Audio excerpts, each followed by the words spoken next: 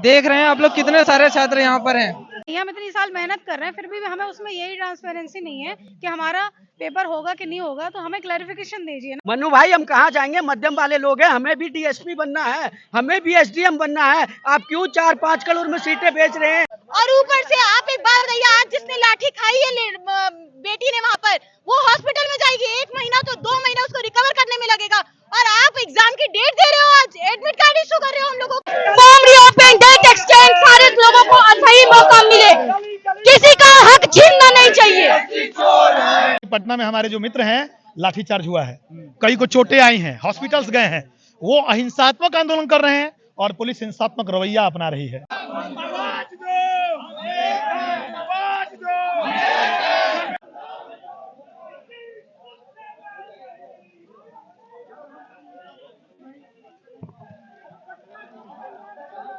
आप वीडियो देखिए, लड़कियां भी हैं, क्यों लड़कियों के ऊपर ऐसे लाठीचार्ज किया जा रहा है? वो अपने हक के लिए गई हैं, ऐसे तो नहीं गई है, उनका भी फैमिली है। बीपीएससी का अंतिम फॉर्म भरने का डेट का अंतिम 2 दिन बीपीएससी का साइट ही नहीं चला है। अगर किसी को पूर्णिया सेंटर है तो उसको मोतिहारी मिला है, अगर किसी का पटना सेंटर है तो उसे किशनगंज आपने भेजा है।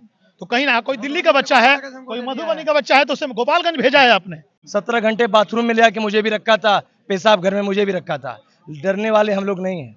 फॉर्म भरने के समय आपने सब लोगों को परेशान कर दिया। अब आप जब एग्जाम लेने का है तो हम 5 सेट में लाएंगे, 5 सेट में आप क्या लाओगे? एक सचिव जी हैं, पंचायत वेब सीरीज में भी आप लोगों ने देखा, वहाँ भी एक सचिव जी हैं, यहाँ भी एक सचिव जी वैसे ही है। ये सचिव जी कह रहे हैं कि हमने कब कहा नॉर्मलाइजेशन करेंगे। अरे भैया, तो आपने कब ये कहा कि हम नॉर्मलाइजेशन करने जा रहे हैं या नहीं करेंगे? आप वो बता तो दीजिए एक नोटिफिकेशन के माध्यम से। पेपर का 1 सेट, 3 सेट, 4 सेट, 5 सेट कुछ नहीं चलेगा। अब आयोग पैसा उठा चुका है मार्केट से, और वो चाह रही है एकदम जितना तय समय पे जो बात हो चुका है, पैसा उठा चुका है, उतना में उसको रिजल्ट दे देना है। भ्रष्टाचार नहीं चलेगा। पेपर का 1 सेट, 3 सेट, 4 सेट, 5 सेट कुछ नहीं चलेगा। और कोई किसी भी प्रकार का भ्रम जो छात्रों के बीच में रखा गया है, एकदम नहीं चलेगा। कमीशन बिल्कुल भी पारदर्शी नहीं है, शुचिता का बिल्कुल भी ध्यान नहीं रख रहा है, और छात्र लाइब्रेरी से, कमरे से निकल के आंदोलन करने के लिए प्रेरित है। और ये हमारी मजबूरी है, कि हमें पढ़ना चाहिए तो हम आंदोलन कर रहे हैं।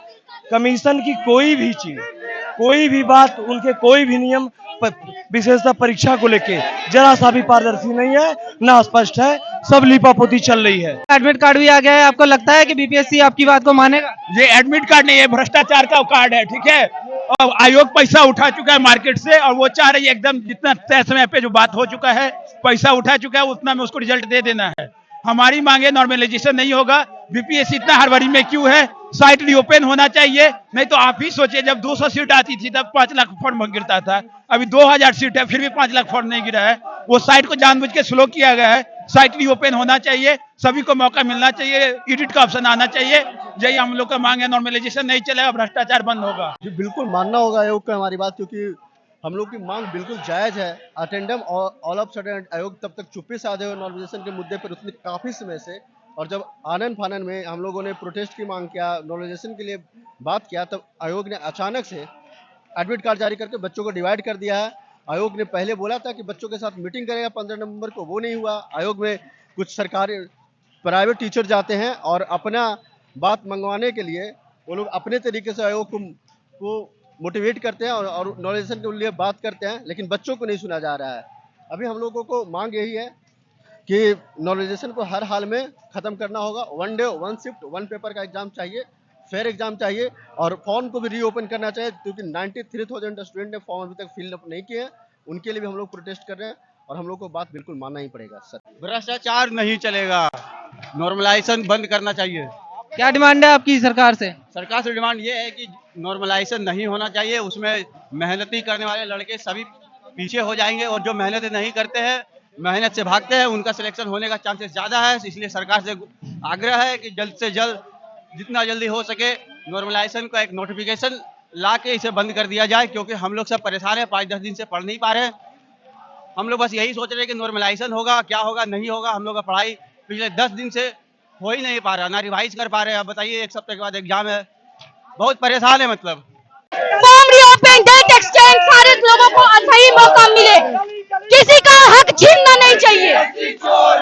नॉर्मलाइजेशन नहीं चलेगा, नहीं चलेगा, नहीं चलेगा। फॉर्म रीओपन करना होगा, करना होगा, करना होगा, फॉर्म रिओपन करना होगा, करना होगा, करना होगा। BPSC down down down down down down, जो हमसे टकराएगा, चूर चूर हो जाएगा, जो हमसे टकराएगा, छात्रों से टकराएगा, चूर चूर हो जाएगा, जो छात्रों से टकराएगा, चूर चूर हो जाएगा। BPSC down down down down down down, छात्र नेता को छोड़ना होगा, छोड़ना होगा, छोड़ना होगा। लाठी नहीं चलेगी, नहीं चलेगी, नहीं चलेगी। पटना में लाठीचार्ज बंद करो, तानाशाही नहीं चलेगी। बड़ी बात है कि इससे पूर्व जितनी भी एग्जाम हुई थी, इससे अधिक संख्या में बच्चे छात्र यहाँ पर एग्जाम दिए थे। 8 लाख से समथिंग हुआ था, लेकिन ना कभी नॉर्मलाइजेशन की बात आई, ना कई सीटों में बात हुई। इस पर ऐसा क्या हो गया कि 5 लाख से भी कम फॉर्म गिरे हैं, तभी भी इन्होंने 3 सीट में पेपर नॉर्मलाइजेशन की बात करी जा रही है। तो कहीं ना कहीं ये शक के दायरे में चीजें आ रही हैं। इसी को लेकर हम लोग प्रदर्शन कर रहे हैं और हमारे जितने भी भाई छात्र हैं पटना में भी। ये जो नॉर्मलाइजेशन है ना, ये एक तरह का जुआ है, तो इसको हम लोग एक्सेप्ट नहीं करेंगे। बीपीएससी के हर पहलुओं को हम लोग एक्सेप्ट किए, लेकिन इसको एक्सेप्ट नहीं करेंगे। और दूसरी बात है कि लगभग 93,000 स्टूडेंट रजिस्ट्रेशन कर चुके हैं। उसके लिए कम से कम 2 दिन 48 घंटे के लिए पोर्टल को ऑन करना चाहिए, जो अपना फॉर्म फुल रूप से सबमिट कर दे, जिससे इतनी बड़ी वैकेंसी में उन लोग को भी अवसर मिलना चाहिए। तो बीपीएससी को ये भी करना चाहिए। कल आज मतलब कि 12 बजे एडमिट कार्ड जारी हुआ है, तो सही है, कोई बात नहीं है, लेकिन उन लोग को भी मौका मिलना चाहिए। अभी जो हमारे नीतीश बाबू बोलते हैं कि लड़की बेटी बचाओ बेटी पढ़ाओ, वहाँ पे बेटियां गई हुई है, उनको क्यों मारा जा रहा है? अब वीडियो देखिए, लड़कियां भी हैं, क्यों लड़कियों के ऊपर ऐसे लाठीचार्ज किया जा रहा है? वो अपने हक के लिए गई हैं, ऐसे तो नहीं गई है, उनका भी फैमिली है। तो वो अगर आज अपनी बच्चियों को आगे पढ़ने के लिए भेज रहे हैं, तो आप उनका पैर क्यों खींच रहे हो? ये देख के आगे भी नहीं जाने देंगे लड़कियों को। तो यही है कि हमारी जो मांगे हैं उनको इनको सुनना पड़ेगा। अब ये जैसे भी सुने। छात्रों को भ्रमित किया जा रहा है। लोगों को सबसे शर्मनाक की बात है कि वायरल के माध्यम से हमें पता चलती है। जो भी वायरल होता है उसके थ्रू होता है, उसके थ्रू होता है। उनको एक स्पष्टीकरण देते, ये विरोध ही नहीं होता।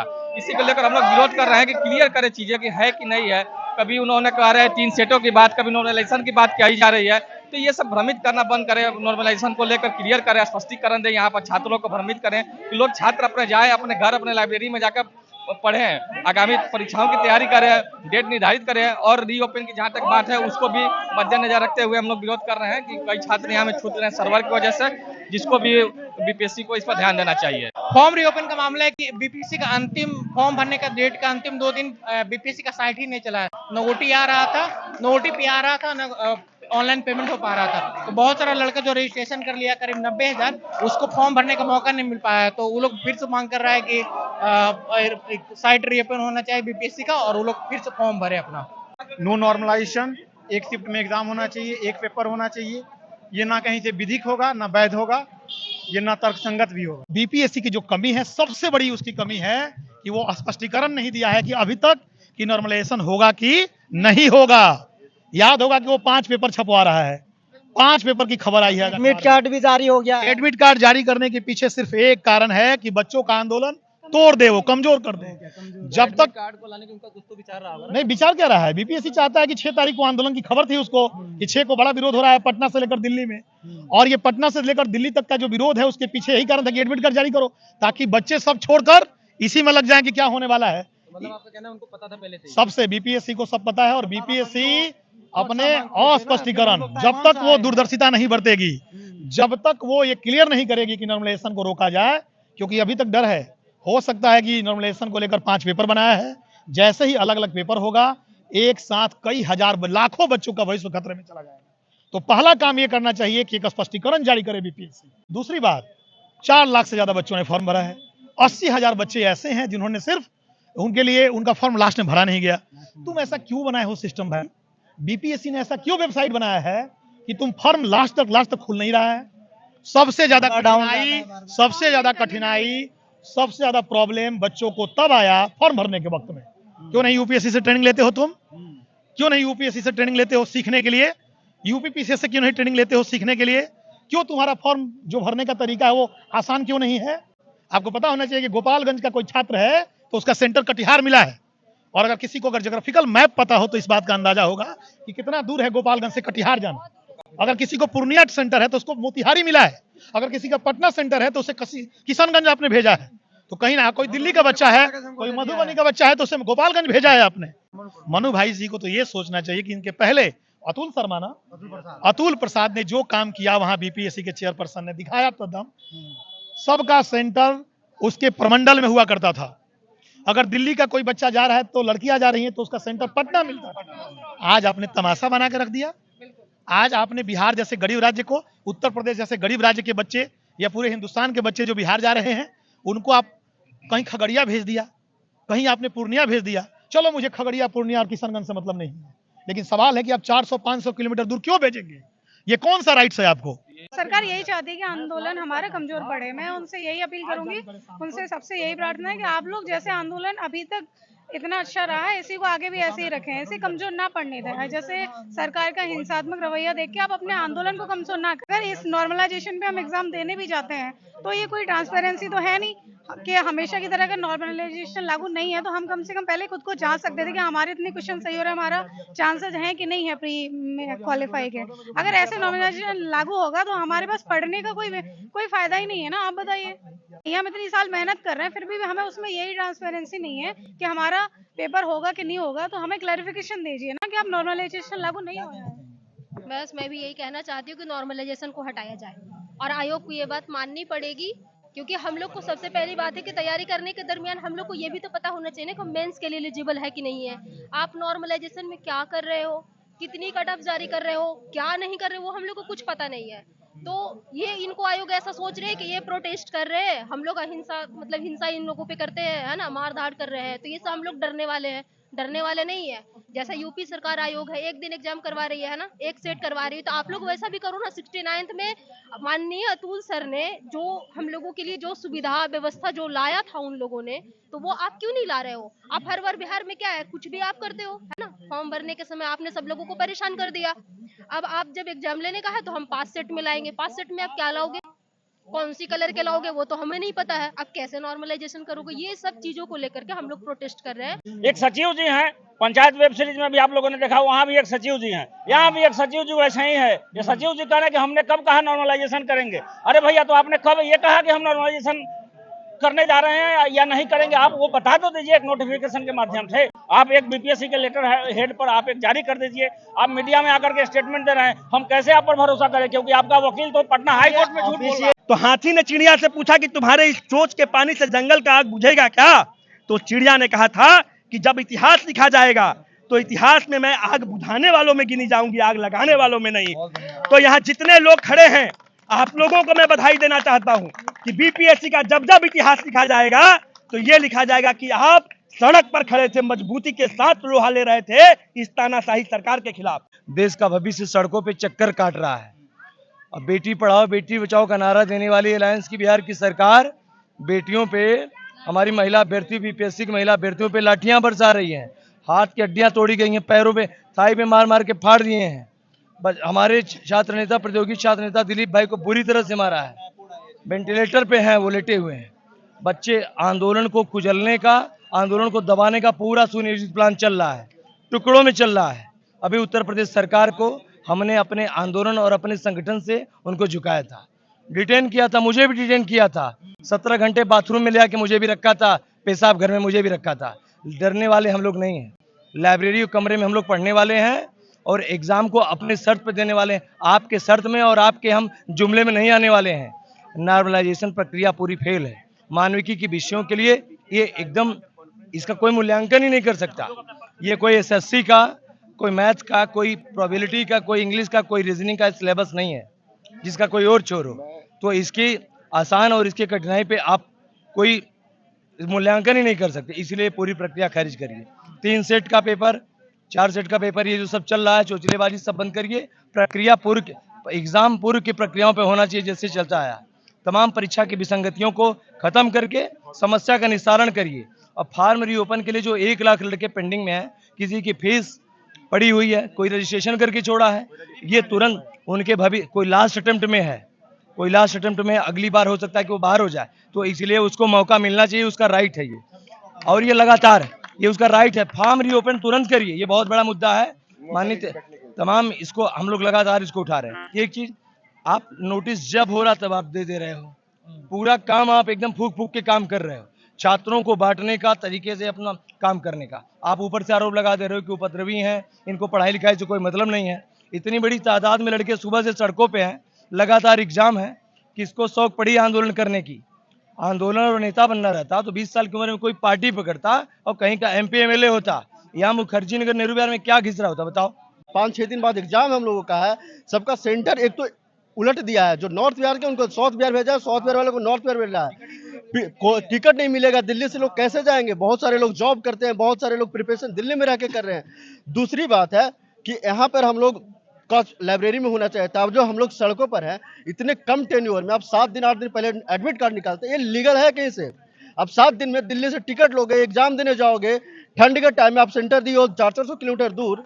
पिछली बार अतुल प्रसाद जी ने कहा था कि ठंड के टाइम में एग्जाम नहीं होगा, उसके बाद बोला था कि हम सेंटर हर किसी को एक प्रमंडल के अंदर रखेंगे। ये सब कहाँ गया कानून? 1 साल के लिए रखता है, हर साल BPSC कुछ नया लाता है, मेंटल टॉर्चर किया जाता है, पूरे साल बच्चों को लास्ट दिन तक टॉर्चर किया जाता है।